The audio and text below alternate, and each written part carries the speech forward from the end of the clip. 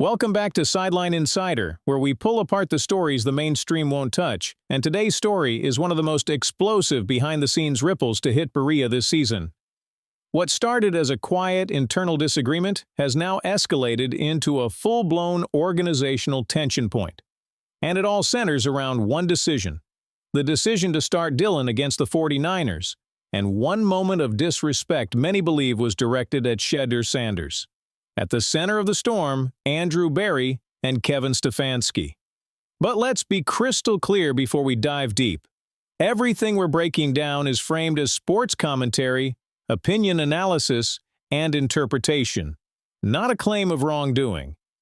This is about football philosophy, locker room energy, and front office tension, the same things that shape every NFL franchise in moments of pressure. And this is pressure at its highest point. The story begins the week leading up to the 49ers game, a game Cleveland fans knew would be a battle from the first snap. The 49ers aren't just another opponent, they're a measuring stick, the kind of team that exposes weaknesses and punishes unpreparedness. The Browns needed clarity, they needed unity, they needed every decision to be aligned from top to bottom, but instead they got the opposite. Reports circulated that Andrew Berry wanted a different direction at quarterback that week. Not recklessness, not a gamble, just a different approach. A more forward-thinking approach. An approach that reflected the modern evolution of the position. And in the conversations behind closed doors, the name Shedeur Sanders came up. Not as a starter, not as a savior, but as a point of comparison, a standard, a tone setter for what leadership and readiness look like. Berry's issue wasn't about Shedeur playing. That was never on the table. It was about the tone Stefanski took when Sanders' name was mentioned in discussions. A tone that some described as dismissive. A tone that felt unnecessary. A tone Berry reportedly thought crossed a line, not against Sanders personally, but against what Sanders represents: preparation, composure, situational awareness. Stefanski, calm as ever, didn't think twice about it. Tone has always been his style. Short answers, clipped responses, controlled communication. But for Berry, this wasn't the moment for that style. This was the moment to show openness to all perspectives, even hypothetical ones. And when Stefanski insisted on playing Dillon, insisted firmly and repeatedly, the tension grew. Berry didn't want a meltdown. He didn't want division, but he did want transparency. He wanted Stefanski to justify the decision more convincingly. He wanted accountability for the tone used when discussing Sanders, even if all of it was internal. Because in Berry's eyes, it wasn't just about who was playing that Sunday, it was about the message the decision sent inside the building. And as the game approached, the divide widened. The players felt it. The assistants felt it. The energy shifted. Stefanski doubled down. Dillon was the guy. End of discussion. Berry wasn't convinced. Not because he doubted Dillon's effort, but because he felt the process lacked humility. And in professional sports, especially football, lack of humility in decision-making is where seasons unravel. Then game day arrived, and the 49ers game went exactly the way many feared: physical dominance, suffocating pressure, and an offense running uphill from the first quarter. Every questionable decision looked even more questionable in hindsight. Every disagreement behind the scenes echoed louder as the score widened. And after the game? That's when the internal conversation, the one that would eventually make its way into sports commentary circles, finally ignited. Berry wasn't furious. That's not his style. He wasn't banging tables or pointing fingers. He was disappointed, profoundly disappointed. Not at the loss, but at the process that led to it. And when Stefanski once again brushed aside the mention of Shedeur Sanders in a post-game discussion, Berry finally spoke up. Not dramatically, not aggressively, but directly. He told Stefanski that the tone, the dismissal, the attitude toward alternative viewpoints needed to change. That even hypotheticals deserve respect. That evaluating leadership qualities shouldn't be mocked, minimized, or deflected. And that referencing Sanders wasn't about the player himself, but about what the quarterback position needs to represent moving forward. Stefanski didn't agree. Not fully, not instantly. And that's where the story gets deeper. Because for the first time in their partnership, Barry and Stefanski weren't aligned philosophically. Barry values openness. Stefanski values control. Barry values adaptability. Stefanski values structure. Barry listens. Stefanski filters. And when you put those two styles into the crucible of NFL pressure with the 49ers breathing down your neck, sparks are inevitable. Part 1 ends with a franchise standing at a crossroads, not because of one player, not because of one loss, but because of what leadership looks like when adversity hits. The tension inside the Browns building didn't happen in a vacuum. It built slowly, layer by layer, meeting by meeting, decision by decision, until the Dylan versus 49ers moment became the tipping point. And in Part 2, we unpack the deeper philosophical clash between Andrew Barry and Kevin Stefanski, one that goes far beyond one game.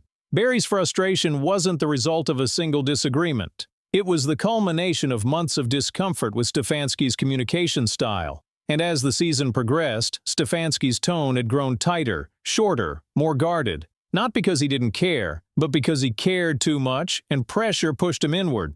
Barry knew this. He understood it. But he also couldn't let it slide. To Barry, tone matters. It shapes culture. It influences mindset. It determines how people inside the building interpret decisions. And when Stefanski spoke dismissively about Shedeur Sanders, even in a hypothetical context, Barry saw it as a red flag. Not about the player, but about Stefanski's flexibility.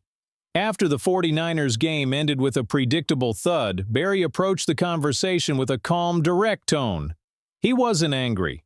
He wasn't dramatic. He was focused. He needed Stefanski to hear him. Not react, not defend, but hear. He told Stefanski that the decision to start Dylan wasn't inherently wrong, but the insistence behind it, the stubbornness, concerned him. He told Stefanski that brushing off internal conversations about quarterback traits or leadership qualities wasn't helpful, and he reminded Stefanski that Shedeur Sanders represents a new wave of quarterbacks, players who study obsessively, adjust quickly, and maintain emotional control under pressure. Barry wasn't advocating for Sanders. He wasn't pushing for drastic moves. He was pushing for respect, for openness, for self-awareness. Stefanski, for the first time in their partnership, didn't take it well. He defended Dylan. He defended his decision. He defended his tone, saying it was just business. And that phrase, just business, landed poorly with Barry. Because to Andrew Barry, leadership is never just business. Leadership is behavioral. Leadership is emotional. Leadership is visible in tone, body language, receptiveness, humility. Stefanski wasn't lacking intelligence. He wasn't lacking effort. He wasn't lacking football IQ. He was lacking acknowledgement. Acknowledgement that sometimes his controlled style comes across as condescending. And as Barry pointed out, that style creates invisible fractures that grow in the shadows. Players notice tone, staff notices tone, fans absolutely notice tone, and when tone turns dismissive, everything slips. Barry laid out the truth. You don't have to like the comparison to Shedeur. You don't have to agree with it, but you do have to respect it. To Barry, Shedeur Sanders represented the standard. Not a future Brown, not a draft target, but the professionalism expected at the position. To Stefanski, it felt like unnecessary pressure, unnecessary speculation, and unnecessary noise. That philosophical gap widened through the conversation. The two men weren't adversaries, but they weren't aligned. They weren't enemies, but they weren't synced. Barry warned that playing Dylan against a team like the 49ers had consequences. Not because Dylan wasn't trying, but because the decision had been made through rigid thinking instead of adaptive strategy. Stefanski countered that the team needed stability, not experiments. Barry replied that stability without openness is stagnation. And in that moment, something shifted. Quietly, but permanently. It wasn't a shouting match, but it was a collision of ideologies. The kind that NFL franchises spend entire off-seasons repairing. Barry walked out of the meeting knowing something had changed. Not broken, but changed. Stefanski walked out knowing that for the first time, Barry wasn't just a partner. He was a mirror. a mirror showing a truth Stefanski didn't want to look at. The aftermath of the Dillon vs. 49ers decision rippled far beyond one loss. It became a symbol of a philosophical divide, of a communication breakdown, of a leadership tension that wouldn't disappear overnight. Part 3 is about the fallout, what it means, what it reveals, and why it matters. When word leaked that Barry didn't appreciate Stefanski's tone regarding Shedeur Sanders, fans reacted exactly as expected, with intensity.